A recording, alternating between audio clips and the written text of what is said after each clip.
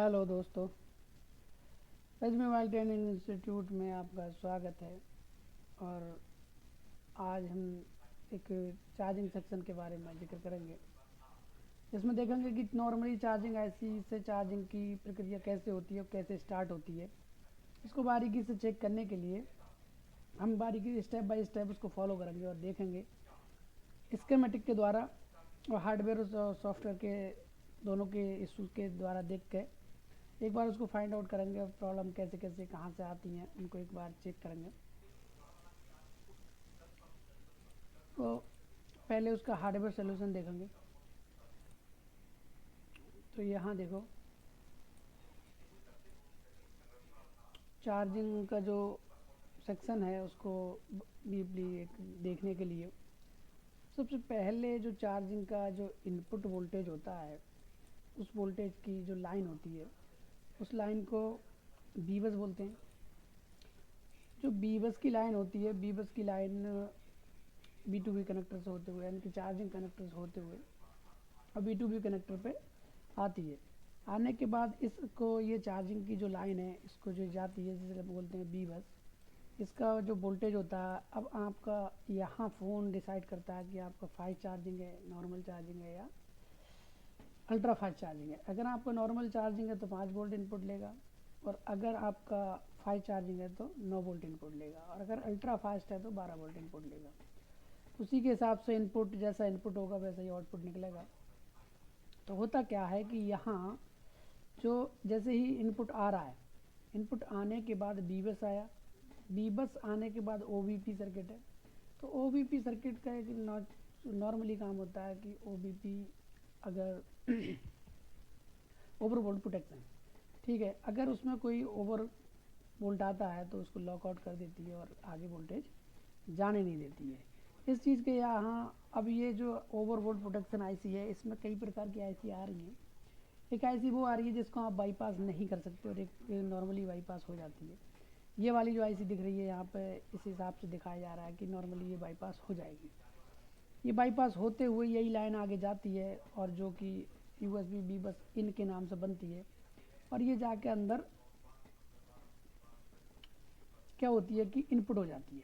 अब यहाँ से जब इनपुट होता है तो यहाँ एक इसके अंदर चार्जिंग के अंदर एक क्रिया चलती है जिसको बोलते हैं, जैसे ही बी बस इनपुट हुआ उसके बाद एक इसमें नॉर्मली MID बनता है, मिड का एक वोल्टेज बनता है, जिसमें कि नॉर्मली जितना इनपुट होता है उतना ही उस पर आउटपुट आपको देखने को मिलेगा।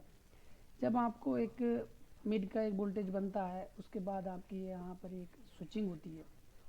स्विचिंग होने के बाद वो क्या होता है कि वहाँ से BPH बनता है। BPH बनने के बाद BPH की लाइन में एक लगा होता है बूट कैप, जो कि बूट कैप को इसके हार्डवेयर सोल्यूशन में दिखाया नहीं गया। बूट कैप होता है तो जब वो उसको बूटअप कराता है उसके हिसाब से यहाँ से क्या होता है, BPH जनरेट होता है। तो ये BPH जनरेट होने के बाद जाता है कहाँ, बी बेड पे। बी बेड पे जाने के बाद में यहाँ क्या चेक होगा, अभी यहाँ चेक होगा ID। क्या चेक होगा, ID। तो ID चेक होगी, यानी कि बैटरी लगी है या नहीं लगी है, तो ID चेक होती है। अब ID को चेक करने के लिए यहाँ, लेकिन अब वो ID जब चेक की जाती है तो वहाँ डिवाइडर सर्किट पैरेलल, यानी कि इस टाइप से सर्किट बनाया होता है जो कि ID को चेक करता है। तो ID का जो चेक करने का तरीका है उसको वो एक डिवाइडर सर्किट के थ्रू यहाँ पर चेक करता है। उसको डिवाइडर सर्किट कैसा होता है, इसका लॉजिक हाई और लॉजिक लो के हिसाब से यहाँ वर्किंग करता है, जिसकी वजह से ID को फाइंड कर लेता है कि फ़ोन जैसे उसका लॉजिक हाई है और बैटरी लगी तो लॉजिक लो हो जाता है। इसके हिसाब से आपको इसके ये बैटरी को डिटेक्शन ले लेता है। जैसे ही बैटरी का डिटेक्शन होता है फिर आप CPU को ये जजमेंट मिल जाता है कि वहाँ बैटरी लगी है, उसके हिसाब से आपको चार्जिंग बनाई जाती है। तो चार्जिंग बनाने के लिए अब जैसे ही बैटरी टेस्ट हो गई तो यहाँ बैटरी का एक चेक होता है कि बैटरी के अंदर कितना एम्पियर है, तो इसको बोलते हैं करंट सेंस। तो यहाँ आई सेंस होता है, आई सेंस का मतलब होता है करंट सेंस, जैसे कि बैटरी के अंदर करंट कितना है और फ़ोन के अंदर चार्जर जो चार्जिंग IC जो आउटपुट है वो कितना एम्पियर निकाले। तो यहाँ आई सेंस और करंट सेंस की लाइनें होती हैं, जो कि आपको डीपली अगर इसको समझना है तो आप इसके स्कीमेटिक को फॉलो करें। स्कीमेटिक में आपको फॉलो करेंगे जब तो आपको मिलेगा कि आई सेंस और बैट सेंस क्या है। अब आई सेंस हुआ तो बैटरी के अंदर से तो उसको बताया जाता है कि आपको इतना वोल्टेज प्रोड्यूस करना है कि जो इससे कि बैटरी अच्छे से चार्ज हो सके। जैसे ही बैटरी चार्ज होना स्टार्ट होती है उससे पहले आपको उसको चेक होता है वोल्ट सेंस, यानी कि वोल्टेज बैटरी के कितने डाउन है। अगर आपका 3.5 से नीचे है डाउन तो बैटरी का क्या है, आपकी डिस्प्ले में इंडिकेटर नहीं आएगा। तो आपको उससे पहले यहाँ तक सेट क्या होता है, नॉर्मली चार्ज होगा।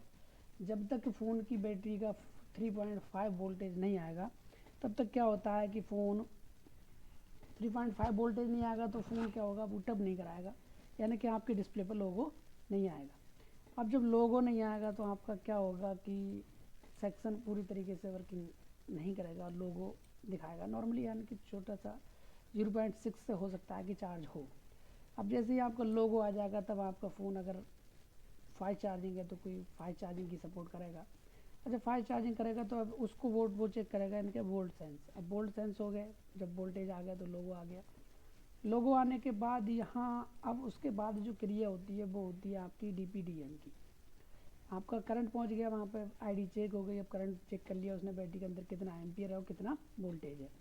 अब जब करंट और वोल्टेज जब चेक हो जाता है उसके बाद यहाँ चेक कराया जाता है कि बैटरी को कितनी स्पीड से चार्ज करना है, कितनी वो करना है। तो इससे पहले आपको देखा जाता है कि चार्जर जो लगाया है यूज़र ने, वो चार्जर जो है वो कौन सा लगा है। तो इसके बाद चार्जर को वो कैसे चेक करेगा, तो वो करेगा आपके DPDM से। तो DPDM जो होता है, देखो पहले चार्जिंग IC से कनेक्टेड होते हुए वो कहाँ जाता है, CPU के अंदर। यहाँ से एक वोल्टेज प्रोड्यूस होता है जो कि DPDM को टेस्ट करते हुए वापस इसी ICU के अंदर आता है। तो अगर आपको कभी भी कोई प्रॉब्लम है तो DPDM का एक सिंपल फंडा है। अगर आपका फ़ोन में जैसे कि कहीं से ब्रेक डैमेज हो गया और यानी कि सब बोर्ड ख़राब हो गया या वो हो गया, तो आप इसको डायरेक्टली DP और DM को आपस में शॉर्ट करके भी देख सकते हो। आपका फ़ोन क्या होगा, बूटअप कराने लगेगा। थोड़ा सा पहले अगर मान लो 0.6 से चार्ज हो रहा है तो अगर आप यहाँ आपस में इनको जंपर कर दोगे तो आपका हो सकता है कि 1.5 एम्पियर से चार्ज हो। मगर यहाँ से DPDM से आपकी वो इन्फॉर्मेशन लेता है कि PC से कनेक्ट है या आपका चार्जिंग स्लो चार्जिंग लगा है या कोई अच्छा चार्जिंग लगा है। इसको चेक करने के लिए वो सबको DPDM से ही चेक करता है। जैसे ही DPDM से उसको इन्फॉर्मेशन मिलती है कि आपका जो चार्जर है वो फास्ट चार्जिंग लगा है, तो उसी के लिए फास्ट चार्जिंग के लिए अब आपको फास्ट चार्जिंग है तो सपोर्टेड है, तो यानी कि इतना एम्पियर सपोर्ट कर सकता है। तो जैसे ही वो एम्पियर को यहाँ आता है, एम्पियर आने के बाद उसको चार्जिंग कराया जाता है।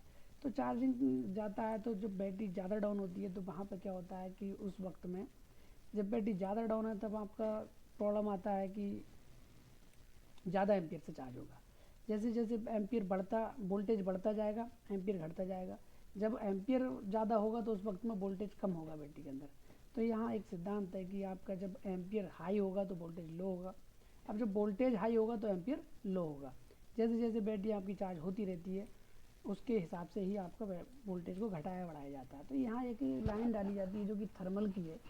फ़ोन के अंदर ज़्यादा एम्पियर हाई स्पीड से मोबाइल को अगर चार्ज किया जाए तो हो सकता है कि बैटरी भी आपकी क्या हो, हीट पड़े।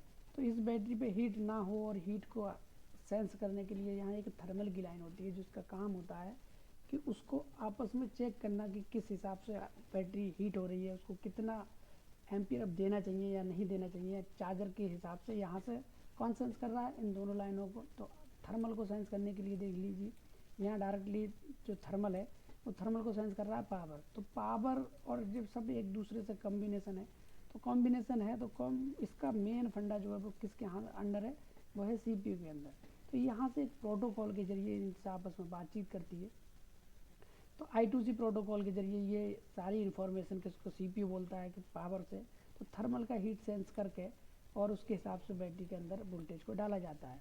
इसी हिसाब से ये नॉर्मली चार्जिंग सर्किट था। यहाँ क्विक फास्ट चार्जिंग होती है, अल्ट्रा फास्ट चार्जिंग होती है, इसके सर्किट थोड़े अलग हैं। ये भी एक क्विक चार्जिंग सर्किट ही है जो कि क्विक चार्जिंग करता है यानी कि फास्ट चार्जिंग करता है। मगर अल्ट्रा फास्ट चार्जिंग के लिए आपको कई और आईसियाँ भी यूज करनी पड़ती हैं। हार्डवेयर सोल्यूशन के हिसाब से जो भी इसकी नॉलेज थी तो मैंने कहा ला आपको आज बता दिया जाए। फिलहाल चार्जिंग सर्किट नॉर्मली वर्क करता है, कैसे क्या क्या फंक्शनिंग होती है उसके बारे में हमने इसमें डीपली डिटेल की है। अगर इसको बारीकी से समझना है तो आपको क्या करना होगा कि स्कीमेटिक की पूरी नॉलेज आपको अपने पास रखनी होगी। अगर स्कीमेटिक आपको पूरा अच्छे से रीड करना आता है और कब कौन सा वोल्टेज बनता है कब कौन सी लाइन कब काम कैसे करती है, इसको अगर बारीकी से समझना है तो आप हमें ज्वाइन कर सकते हैं। रजवी मोबाइल ट्रेनिंग इंस्टीट्यूट का अब आएगी, हम आपको 100% कामयाबी देंगे। और फिर आपको डीपली सेक्शन की अगर कोई बारीकी से जांच करनी है, चेक करना है, उसके बारे में समझना है, लाइन कब बनती है, आईसियाँ कैसे फंक्शनिंग करती हैं, कब ये इनपुट आउटपुट निकालती हैं, तो इसकी डीपली डिटेल जानने के लिए आप हमारे चैनल को भी सब्सक्राइब कर सकते हैं और लाइक करें, सब्सक्राइब करें और हमसे ज्वाइन करें। तो नवंबर की जो यानी कि जनवरी की सीट फुल है, अगर आपको ज्वाइन करना है तो दिए गए नंबर पे इस पर कॉल करके हमसे ज्वाइन कर सकते हैं और इसको बारीकी से सर्किट को समझ सकते हैं। अगर आपको फिर भी कोई भी प्रॉब्लम आती हो कहीं पर भी, तो आप मेरा स्क्रीन पर नंबर है, अगर कोई समस्या है कॉल कर सकते हो, इस पर कॉल करके आप बारीकी से जांच कर सकते हो। ठीक है, thanks for watching Rajvi mobile training institute.